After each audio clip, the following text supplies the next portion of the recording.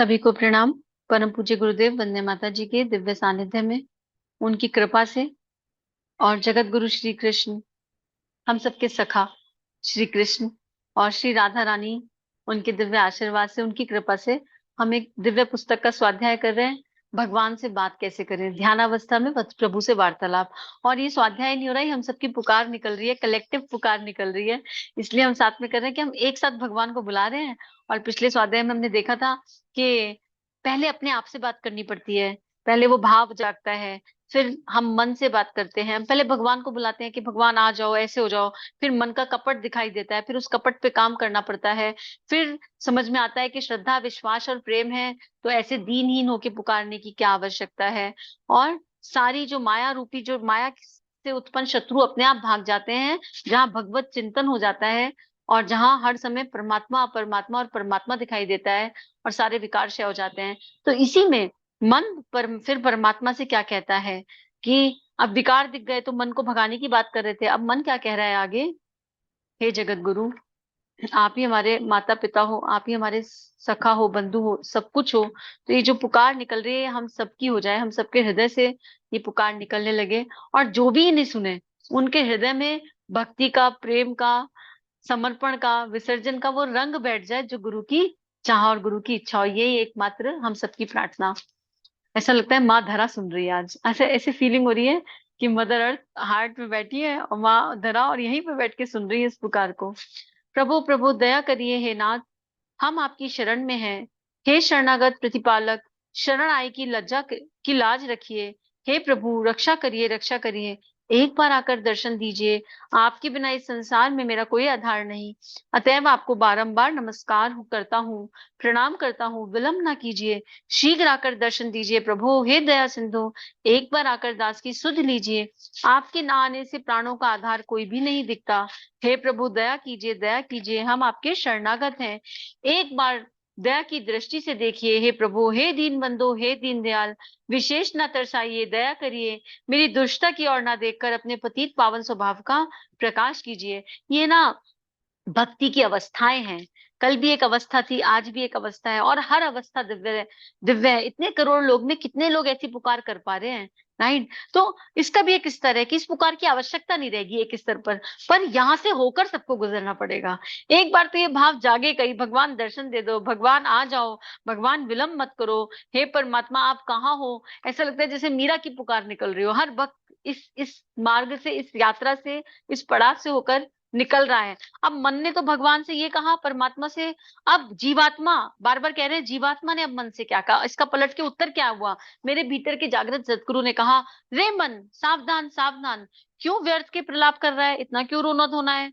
सचवे सच्चिदानंद हरि झूठी विनती नहीं चाहते, अब तेरा कपट यहाँ नहीं चलेगा। तू मेरे लिए हरि से कपट भरी प्रार्थना करता है। जीवात्मा कह रहा है, तू मेरे लिए प्रार्थना कर रहा है ना, कि तू मेरे लिए, तो ये कपट भरी प्रार्थना मत कर। मैं नहीं चाहता कि तू ऐसी प्रार्थना करे। तू जहां तेरी इच्छा हो वहां चला जा, क्योंकि मेरे हरि अंतर्यामी है। तेरी प्रार्थना करने की आवश्यकता है क्या। यदि वे प्रेमी को बुलाने की आवश्यकता हो, तो फिर वो प्रेमी ही क्या, और वो प्रेम करने वाला ही क्या। यदि वे विश्व भर के हैं, तो मांगने की आवश्यकता ही क्या। तेरे को नमस्कार है, तू यहाँ से चला जा। अब जीवात्मा जो श्रद्धा, विश्वास और प्रेम की ऊर्जा की बनी हुई है, वो कह रही है कर ले ये, मतलब अगले लेवल पर लेके जा रही है। यहाँ तक आ गए ना, इस भक्ति की अवस्थाएं हैं, प्रेम की अवस्थाएं हैं। गोपियां भी एक अवस्था थी, हमने देखा ना।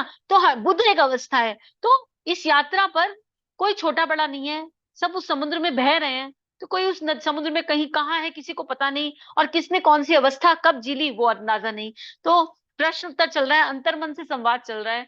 और उस अंतर्मन के संवाद में आ रहा है कि अरे मेरे भगवान तो मुझसे बहुत ही प्यार करते हैं ना, हम तो उन्हीं की प्रेम ऊर्जा के बने हुए हैं, तो हम कहाँ यहाँ बैठ के रोए चिल्लाएं, वो आ ही जाएंगे। हम क्या करें, ये सूत्र कल ही दे दिया था।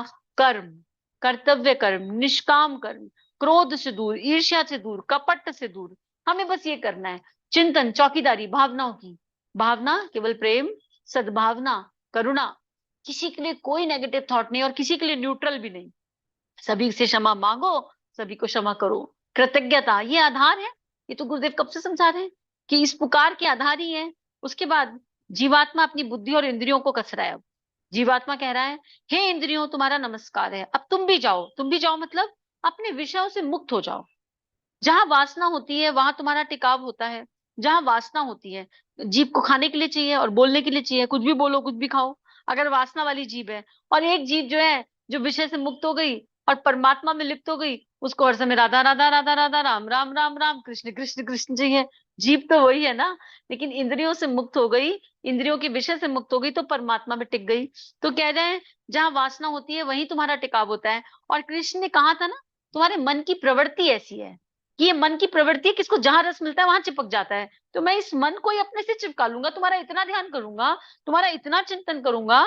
जगत गुरु ने कहा इतना चिंतन करूंगा कि तुम्हारी हर इंद्री तड़प तड़प के मुझे याद करे, क्योंकि मन की प्रवृत्ति ऐसी है। फिर तुमको इसी में रस आएगा, और मैं वही चाहता हूँ।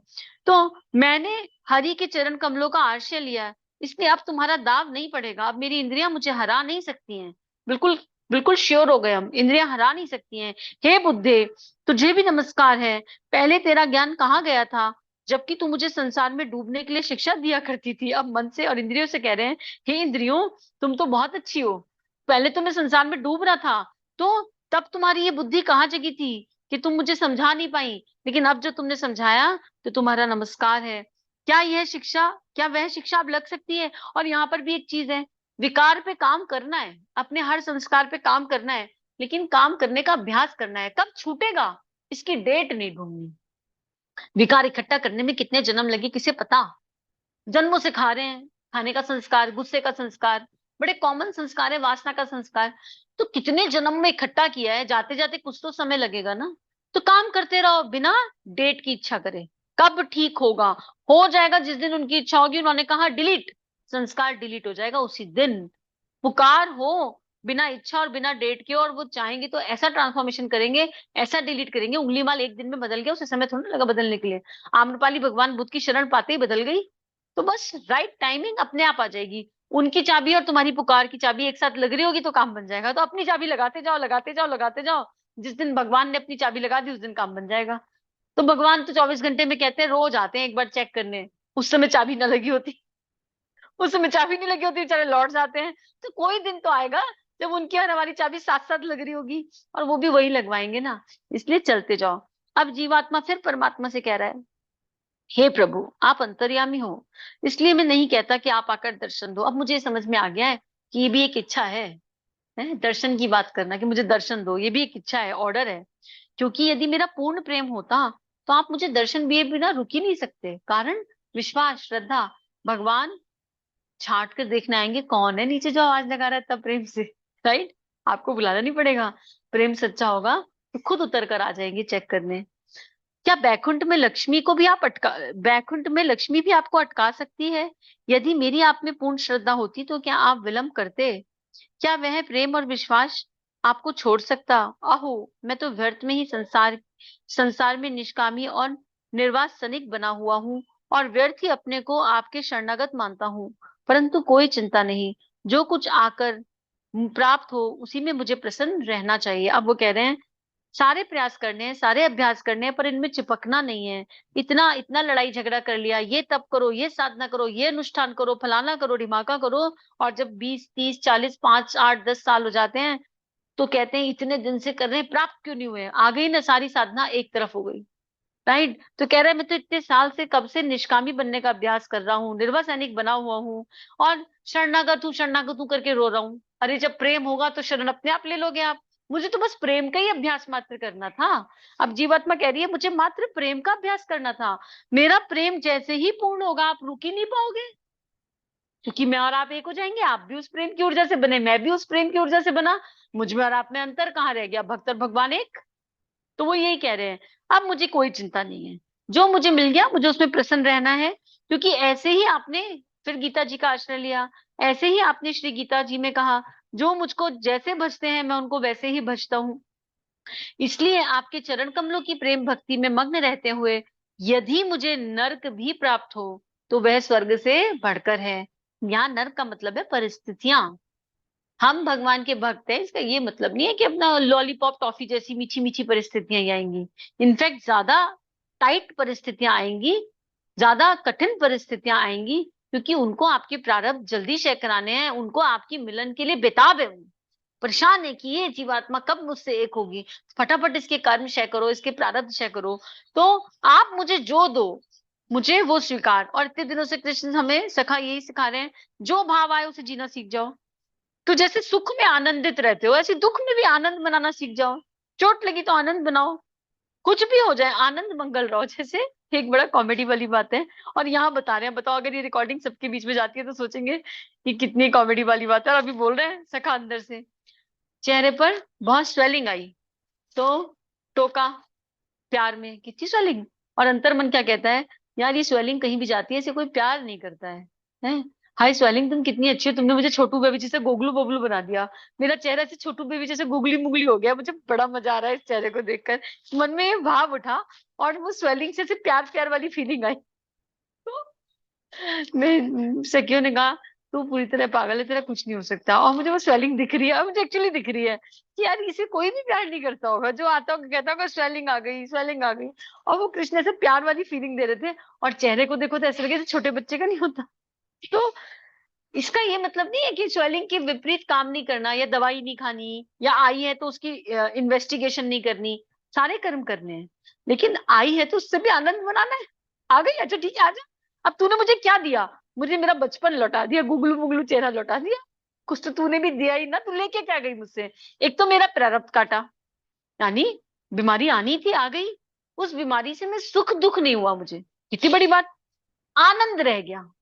सुख दुख से परे आनंद। तो यही कह रहे हैं, तू मुझे नरक भी देगा तो मुझे आनंद होगा, मुझे स्वर्ग जैसा लगेगा। तो कुछ आ जाए, उसके लिए जो भी कर्तव्य कर्म हो वो करो, पर उसको आनंद से जी लो, उसको मंगल भाव से जी लो। और उसने क्या अच्छा दिया वो देखो, प्रारब्ध कर्म और तो क्षय किया ही किया। ये तो फॉर श्योर है, डेफिनेट है। आगे लिख रहे हैं, अब ऐसी दिशा जिसकी हो जाएगी उसे कोई चिंता रहेगी क्या? बताओ, रह सकती है भला कोई भी चिंता? है मेरे जैसे, मतलब एक्चुअली नहीं हो सकती। इसको कैसे समझाया जाके, इतनी चिंता नहीं होगी, अगले पल की नहीं होगी, अगले मतलब दो 2-3 साल की बात तो छोड़ो, अपनी छोड़ो, अपनों की भी नहीं होगी, अपने परिवार वालों की भी नहीं होगी। अरे जो मुझे संभाल रहा है वो उनको भी संभालेगा। कर्तव्य से पीछे कभी नहीं जाओगे, पर चिंता किसी की नहीं होगी। जब मेरा आप मेरा आप में प्रेम होगा, तो क्या आपका मुझ में नहीं होगा? जब अकारण प्रेम बहता है, तो ऑटोमेटिकली सामने वाले को आपसे प्रेम हो जाता है। आपकी जब वाइब्रेशन प्रेम की जाती है, तो सामने वाला अपने आप को रोक नहीं सकता उस प्रेम के बदले प्रेम देने के लिए। आपने तो किसी चाह से दिया ही नहीं, राइट? आपको तो बह गया परमात्मा की कृपा से, लेकिन जिस तक गया वो भी उस माया जाल में प्रेम के फंस जाएगा। प्रेम की माया में फंसना क्या बुरा ठहरा?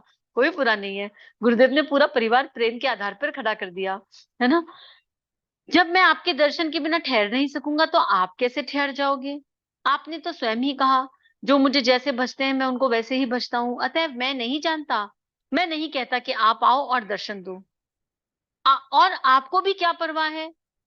परंतु कोई चिंता नहीं, आप जैसा उचित समझे वैसा ही करें। एक ही प्रार्थना, हे परमात्मा, जो तुम्हें श्रेष्ठ लगता हो बस वही कर दो। वो हमसे करवा लो, संग संग करो तो करो, हमसे भी वही करवा लो जो तुम्हें श्रेष्ठ लगता हो। आप जो कुछ करें उसी में मुझे आनंद मनाना चाहिए।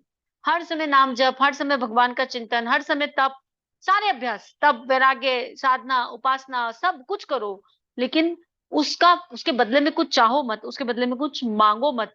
और प्रेम की साधना, जिसने प्रेम को साध लिया उसने भगवान को साध लिया, और जिसने भगवान को साध लिया उसने सब कुछ साध लिया। तो मात्र प्रेम ही परमेश्वर है, प्रेम ही ईश्वर है, प्रेम ही परमात्मा है। आगे लिखते हैं, अहो अहो अहो, आनंद आनंद आनंद, प्रभु आप पधारे हैं, धन्य भाग धन्य भाग। आज मैं पतित भी आपके चरण कमलों के प्रभाव से कृतार्थ हुआ। क्यों ना हो, आपने स्वयं श्रीमद् भगवत गीता में कहा है, जब परमेश्वर का ध्यान होता है तो ध्यान करते हुए अवस्था आ जाती है, कई बार के लगता है उसका उसका स्वाद मिल गया। अब उस स्वाद में दो तरीके हैं, एक तो हम कहें, हैं कौन सा गड्ढा हो गया, कहाँ पर हो गया, वाइब्रेशन हो रही है, एनर्जी हो रही है, ऊर्जा हो रही है, टेम्परेचर ऊपर नीचे हो रहा है। एक तरीका तो ये है उस गड्ढे को डील करने का। और एक हम कहें, ये तो मेरा भगवान ही है जो मुझे ऊर्जा दे रहा है। तो आहो आहो हो, क्या आनंद है, भगवान आप आ गए, उसका मतलब मेरे भाग जग गए, धन्य भाग हो गया। जो मैं पतित था, आज आपके चरण कमलों कमलों के प्रभाव से मैं कृतार्थ हो गया, ग्रैटिट्यूड की फीलिंग आ गई। और आपने कहा है गीता जी में, क्या कहा है, यदि कोई अतिशय दुराचारी भी अनन्य भाव से मेरा भक्त हुआ, मेरे को निरंतर भजता है, तो वह साधु मानने योग्य है, क्योंकि वह यथार्थ निश्चय वाला है। कितने गुण आ गए। यदि कोई अतिशय दुराचारी, मतलब कंस ने भी दुराचार करते करते इसे याद तो और मनन तो कृष्ण का ही किया, तो कृष्ण ने उन्हें अपने में समा लिया। ठीक है, तो उसको साधु ही मानो। अब कंस ना होते तो कृष्ण की महत्ता कौन बताता, पूतना ना होती तो श्री कृष्ण की महत्ता किसे बताती कि 6 महीने का बालक ऐसे खेल खेल सकता है। तो भगवान को प्रमाणित करने के लिए तो ये शक्तियां आई, पर इन्होंने चिंतन तो भगवान का ही किया। ये दिव्य क्यों हुए। चिंतन तो कंस का हर समय का चिंतन एक ही था, कृष्ण को कैसे मारूं, कृष्ण को कैसे मारूं। तो मरा मरा मरा मरा कहते राम निकल गया, और यहाँ तो भगवान को मारने के लिए ही चिंतन चल रहा है। तो वो भी साधु मानने योग्य है। यानी सतरज तम सब मैं हूं, किसी से बैर मत करो। तुम किसी को बुरा भी देखो तो उससे बैर मत करो, क्योंकि वह यथार्थ निश्चय वाला। तमोगुणी का निश्चय यथार्थ होता है। मनोबल और आत्मबल में क्या फर्क है, यहाँ पर याद आ गई ये बात। देखो, मनोबल और आत्मबल दो चीजें हैं। मनोबल आतंकवादियों में भी होता है। मनोबल है तभी तो अपने आप को सुसाइड बॉम्बर बना के प्रकट कर देते हैं। मनोबल उल्टे से उल्टा काम करा सकता है, क्योंकि वो मन का बल है, और ये मन कभी भी भ्रमित हो सकता है। लेकिन आत्मबल आत्मा का परम प्रकाश है, वो जागृत होके पक्का निश्चय वाला हो जाए अगर, तो वो परमात्मा की प्राप्ति करा सकता है। तो हमेशा आत्मबल और पक्के निश्चय के साथ चलो, और वो निश्चय यही होना चाहिए कि मेरा भगवान मुझसे बहुत प्यार करता है, मैं उससे प्यार करूं या ना करूं, मुझसे हो पाए या ना हो पाए। श्रद्धा कहती है कि भगवान हमसे बहुत प्यार करते हैं, हमको बस चिंतन करना है उनका हर समय, और आत्मबल की तरफ अपने आप को ले जाना है। जब कहते हैं ना संकल्प पूरे नहीं हो रहे, परेशानियां आ रही हैं, तो हम उन संकल्प को मनोबल के माध्यम से कर रहे हैं। वही सब आत्मबल के माध्यम से करो, अपनी अफर्मेशंस में आत्मबल यूज करो, तो वो काम ज्यादा अच्छे से होगा। क्योंकि मनोबल तो तम की ओर भी जा सकता है। मन का बल है ना, मन तो कभी भी छल कर सकता है, जब तक मन पूरी तरह कृष्ण ना बने। और वो कृष्ण कब बनेगा उसकी डेट किसे पता। और कृष्ण खुद छलिया है, पता चला 2 दिन लगे कृष्ण और तीसरे दिन कृष्ण ही गायब हो जाए, जरा देखो इसे समझ में आएगा कि नहीं अंतर। कोई भरोसा नहीं, छलिया है, कभी भी चेक कर सकता है। तो इसलिए वो कह रहे हैं कि क्योंकि वो निश्चयात्मक बुद्धि वाला है, इसलिए वह शीघ्र ही धर्मात्मा हो जाता है और सदा रहने वाली परम शांति को प्राप्त होता है। तो हे अर्जुन, तू निश्चय पूर्वक सत्य जान कि मेरा भक्त नष्ट नहीं हो सकता। भक्त की देह नष्ट हो सकती है, पर उसकी भक्ति का प्रकाश नष्ट नहीं हो सकता।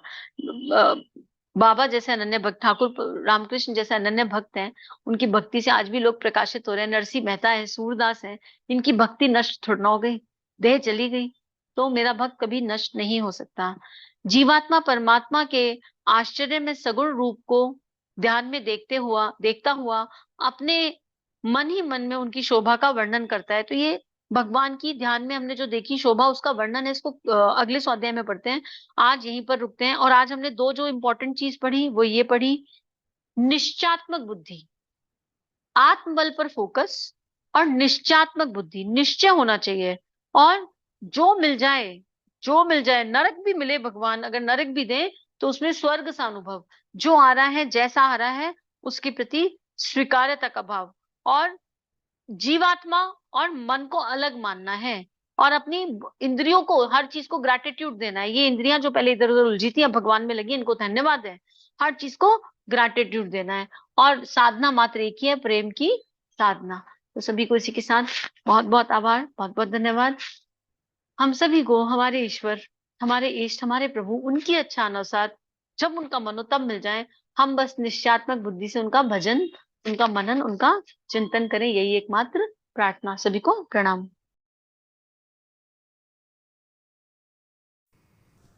हमारे YouTube चैनल को सब्सक्राइब कीजिए और बेल आइकन पर क्लिक कीजिए ताकि आने वाली सभी वीडियो की नोटिफिकेशन आपको मिलती रहे। आप सभी को बहुत बहुत थैंक यू।